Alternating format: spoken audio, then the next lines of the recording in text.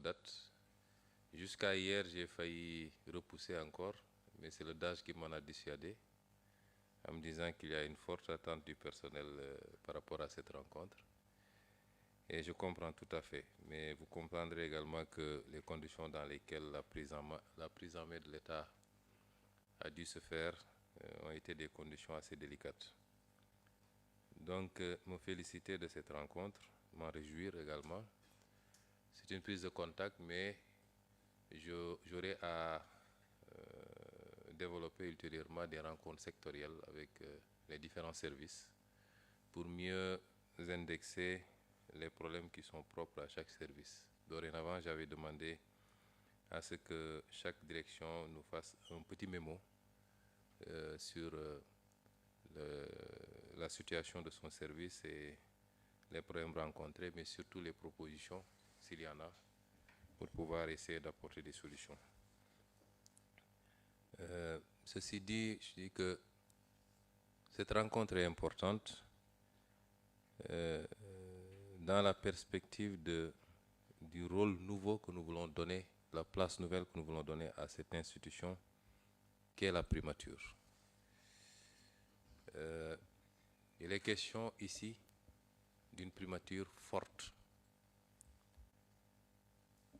Nous avons entendu beaucoup de spéculations de certains politiciens de très mauvaise foi sur la primature sous sa forme actuelle, qui se supplierait peut-être à la présidence de la République. C'est méconnaître un peu d'abord le cadre relationnel de l'attelage que nous avons mis en place, mais surtout l'importance et les attentes du président de la République sur la primature. Une primature forte, c'est une présidence de la République très forte. Une primature faible, c'est une présidence de la République extrêmement exposée et vulnérable. Dans un pays normal, la primature doit être très forte pour conduire au quotidien la politique de la nation définie par le président de la République et avoir sous sa responsabilité l'administration, qui est le bras d'exécution. Pour des raisons politiciennes simplement, cette primature a été malheureusement conduite à jouer, sinon les seconds rôles, en tout cas à passer presque après les ministères. Et ceci explique cela, tous les dysfonctionnements qu'on a notés et tous les blocages. Et je peux vous assurer, et je le remercie davantage d'ailleurs, que M. le Président de la République accorde une importance particulière au rôle primordial que devra jouer la primature maintenant et tout au long du mandat. C'est tellement important pour lui qu'il me rappelle tout le temps qu'il attend impatiemment le projet de décret portant organisation de la primature. Madame Diatta a tout à l'heure parlé de l'organisation de la primature, qui est l'organisation actuelle.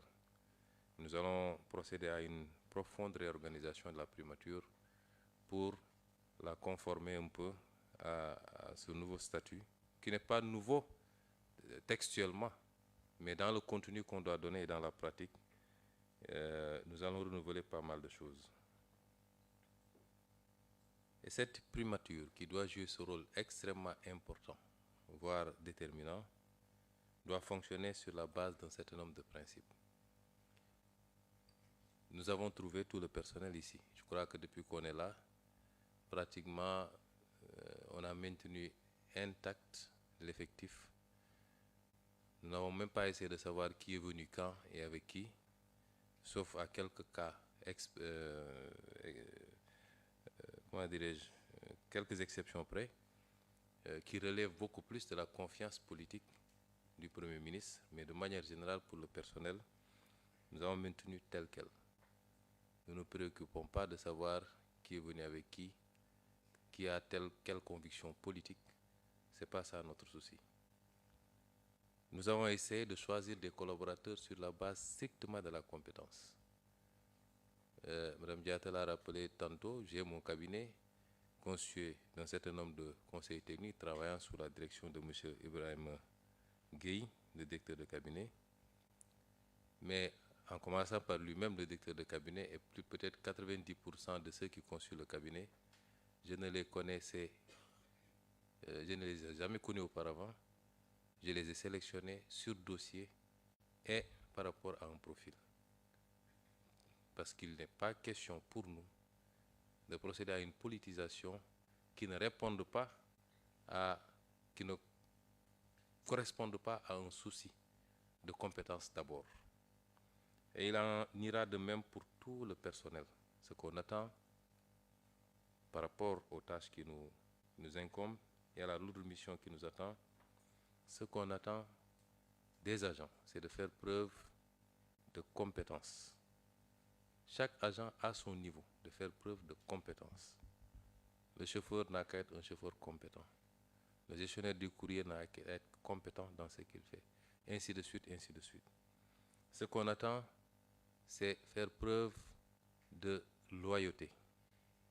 Quelle que soit par ailleurs la trajectoire de l'agent, tant qu'il est en fonction ici à la primature, c'est de faire preuve de loyauté dans la gestion des affaires dont il aura à connaître. Loyauté vis-à-vis du Premier ministre, mais vis-à-vis de leur chef direct également. De faire preuve d'intégrité et de probité. C'est extrêmement important. On a parlé de Djoub, Djoubal, Djoubanti, ce n'est pas simplement un slogan. Nous serons très regardants sur ces questions. Je ne serai pas regardant sur les profils politiques ou sociaux des uns et des autres, ce n'est pas mon problème. Mais sur ces questions que je viens de soulever, nous serons très regardants et nous appliquerons la tolérance zéro. On a eu ici déjà un cas, relativement à des cas des soucis d'intégrité, et nous avons pris immédiatement la mesure de relever l'autorité concernée et nous continuons à examiner de très près ce cas. S'il faut aller au-delà et peut-être aller au niveau de la justice, nous irons. Nous serons intraitables sur ces questions.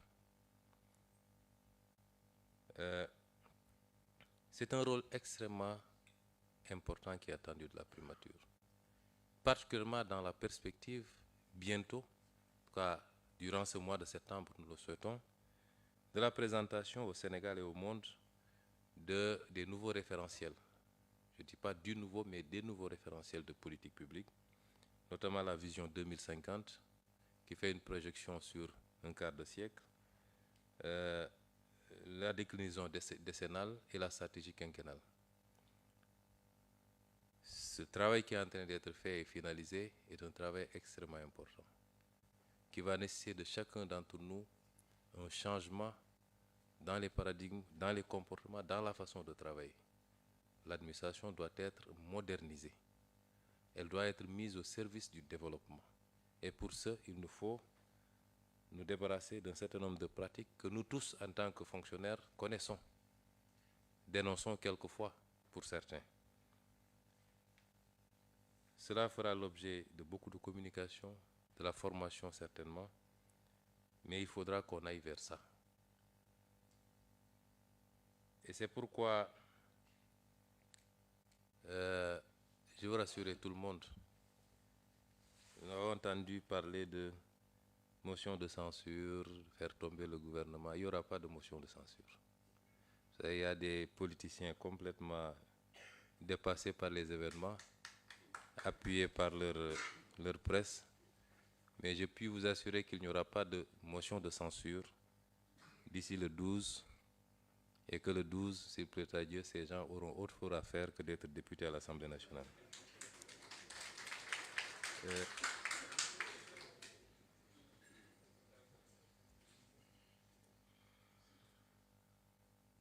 Et nous insisterons aussi sur un aspect extrêmement important pour nous, c'est la rationalisation. Nous avons pris pas mal de mesures depuis qu'on est là. Le fonctionnaire peut considérer que c'est des mesures qui sont dirigées contre lui, contre son confort au travail, ainsi de suite. Ce n'est pas le cas.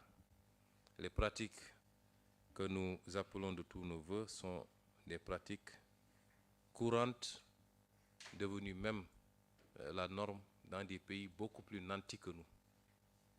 Quand on dit qu'il faut rationaliser sur un certain nombre de consommations que les gens peuvent partager, mettre les imprimantes en réseau au lieu d'acheter une imprimante pour chaque bureau, avoir une pièce pour y mettre les machines à café, toutes les autres commodités que tout le monde peut utiliser. Vous allez dans tous les pays développés, ça se passe comme ça. Pourquoi les pays qui sont les moins avancés comme les nôtres peuvent continuer à dépenser des milliards et des milliards pour des commodités qui peuvent être gérées en partage sans nuire à la consommation individuelle de chacun? C'est ce souci qui guide de manière générale la politique de l'État. Nous allons bientôt terminer l'étude sur la rationalisation des directions générales, des agences d'exécution. Nous allons aller vers ça. Et c'est ça qui a justifié d'ailleurs la proposition de dissoudre un certain nombre d'institutions dont la pertinence interroge. On fait de la politique dans tout dans ce pays, mais le même objectif sera atteint dans tous les cas, parce que je puis vous donner la primeur que le président de la République, probablement aujourd'hui, va prendre des décrets pour remercier les présidents de ces institutions et bloquer le fonctionnement pour que aucun centime de crédit ne puisse désormais être dépensé dans le cadre de ces institutions. Et c'est ce souci qui nous anime quand on pose le débat sur la reddition des comptes, qui va démarrer maintenant, cette semaine même, et qui va s'étaler autant qu'il faudra. Les gens ne peuvent pas se permettre n'importe quoi à coût de milliards sur le foncier bâti, sur les marchés publics, les marchés classés secret défense, sur les concessions, et j'en passe, à tous les domaines. Amasser des milliards, et on sait dans quelles conditions une partie de ces fonds ont été expulsés du pays, et penser qu'ils peuvent en sortir indemnes. Et c'est pourquoi d'ailleurs on a pris des mesures conservatoires pour que certains ne puissent pas sortir du pays désormais. Il y en a 3 ou 4 qui ont pu s'échapper, mais s'il faut aller les tirer par les orteils, ils reviendront. Mais nous prendrons toutes les dispositions pour que pour que justice soit faite et que l'argent qui appartient au peuple soit ramené. Ce n'est pas de la léthargie, ce n'est pas de la lenteur, c'est qu'on prenait le soin de bien faire le travail. Et je crois que dans les jours à venir, c'est par dizaines qu'ils devront rendre compte.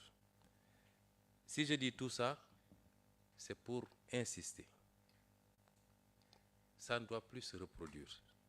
Et rien n'est à sous-estimer.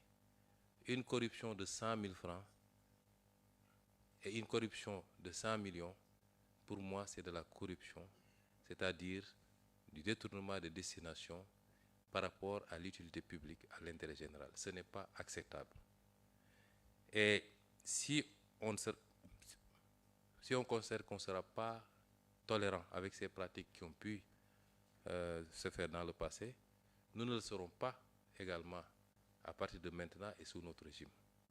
Ce ne sont pas c'est pas de l'intimidation, mais je veux insister pour que chacun d'entre nous, en ce qui le concerne, essaie de s'organiser pour se suffire de ce qu'il gagne normalement, légalement, légitimement et honnêtement, et ne pas se livrer à certaines pratiques. C'est extrêmement important.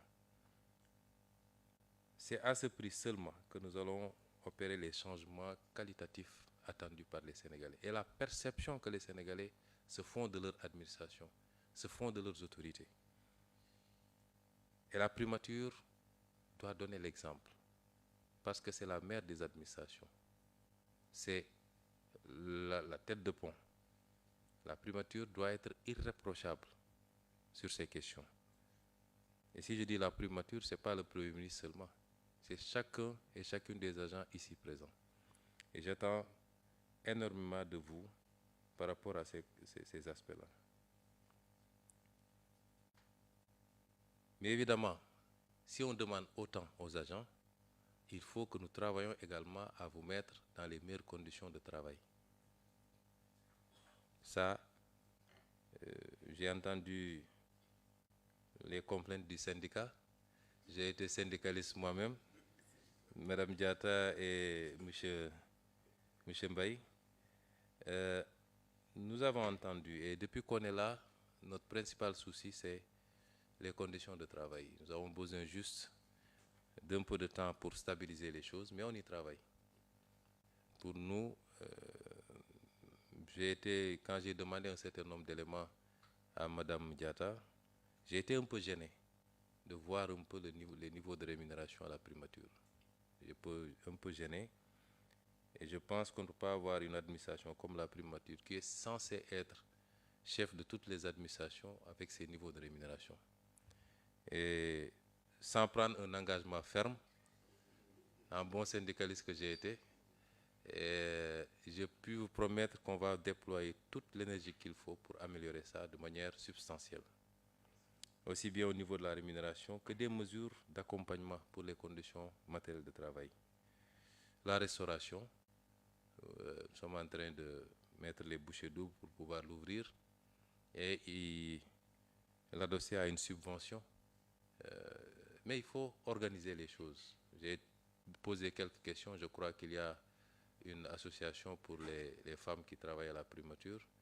Mais il faut aller de manière plus large, nous permettre. Quand j'étais aux impôts, on avait quand même le syndicat. Il ne faut pas en créer ici quand même. J'ai beaucoup fatigué mes directeurs là. Donc il y avait le syndicat, il y avait les amicales, mais il y avait surtout la mutuelle. Et les mutuelles sont extrêmement importantes. Et il faut en créer, surtout que l'État va mettre en place une politique mutuelle beaucoup plus agressive pour permettre d'englober tout le monde. Et c'est l'ensemble de ces synergies qui permettait de faire beaucoup de choses. Les évacuations sanitaires, la subvention du restaurant et beaucoup d'autres choses. Je pense qu'on peut s'en inspirer pour essayer d'organiser les choses ici au niveau de la primature et vous permettre à tous de pouvoir améliorer pour les prises en charge médicales, pour la restauration, pour beaucoup d'autres choses. En tout cas, nous sommes là pour accompagner. Le supplément, le DAGE m'en a parlé. Vous avez un très bon avocat qui vous met tout le temps la pression. Il y a certaines considérations sur lesquelles je ne vais pas trop entrer, puisqu'on est en public. Mais, indépendamment de ces considérations, il sait les mesures que j'ai immédiatement prises. Et je pense que ça pourra se régler. Je ne sais pas s'il y a eu une évolution avec le ministère des Finances. En tout cas, on avait pris un certain nombre de dispositions pour que ça se remette en place le plus rapidement possible. Et nous voulons aller beaucoup plus loin. J'ai parlé du restaurant. Avec le Conseil technique santé, on est en train de mettre en place une petite unité pour les soins d'urgence. Je crois que le local est là, l'équipement, on est en train d'équiper petit à petit. J'ai même demandé à ce qu'on installe une salle de sport, parce que je vais avoir des agents en pleine forme pour pouvoir être opérationnel. Et au-delà, peut-être, une vieille idée que j'ai beaucoup défendue quand j'étais aux impôts, peut-être voir comment mettre en place une petite crèche pour les dames, parce que souvent c'est très difficile quand on sort de la maternité de laisser son enfant à la maison. Mais si on l'a ici dans l'immeuble, qu'on peut mutualiser avec d'autres services qui se trouvent dans la zone, y compris la présidence de la République, peut-être que ça permet aux gens de travailler dans des conditions de sérénité. C'est vous dire en tout cas que nous avons les logements, quelqu'un en a parlé, on va voir l'état du dossier, s'il y a un dossier qui existe déjà. Et nous allons pousser pour que au moins l'accès au foncier puisse se faire. Et après, si la mutuelle existe, les gens pourraient voir quel montage faire de manière groupée avec les institutions financières pour aider les gens à construire. C'est autant de préoccupations que nous avons avec vous. Pour le transport également, on va voir le dossier. C'est vrai que c'est même beaucoup plus économe pour nous d'avoir un système de ramassage généralisé plutôt que de gérer les déplacements individuellement. Nous avons fait beaucoup de travail sur le parc automobile ces derniers temps avec le DAGE, le SGG, ainsi de suite. Des résultats ont été obtenus, puisque beaucoup de véhicules du parc avaient été emportés par des gens qui ne sont plus à la primature depuis longtemps, et même par des privés. On a pu en récupérer beaucoup, et il nous faut travailler peut-être à des moyens de transport qui permettent de déplacer, de faire partir et revenir le maximum de personnes dans des conditions les plus optimales, et nous allons y travailler. Et je reste de manière générale ouvert à toutes vos suggestions dont on examinera la faisabilité. Et tout ce qui sera faisable, soyez assurés que vous aurez notre soutien, parce que pour nous, un agent performant, c'est un agent apaisé dans son cadre de travail, dans ses conditions de vie et d'existence. Les deux vont de pair. Donc nous allons tout faire en tout cas pour accompagner tous les agents à se sentir mieux pour pouvoir mieux servir. C'est les quelques éléments que je voulais dire. Je n'ai pas lu de discours, je n'aime pas en lire. Pourquoi je fais trop de... à chaque sortie, on dit qu'il en a trop dit ou il n'en a pas dit assez. Mais je préfère dire les choses telles que je les ressens, dans un dialogue direct et franc. Et ce genre de rencontre, peut-être nous allons essayer de la reproduire peut-être une fois dans l'année, indépendamment des rencontres sectorielles, sauf si le personnel décide d'organiser des fêtes de temps en temps. Et je vous encourage à cela, des activités sportives, des randonnées, Quand c'est une famille, il faut rendre le cadre convivial et permettre aux gens de mieux se connaître. Je vous remercie de votre aimable attention et vous souhaite un bon appétit.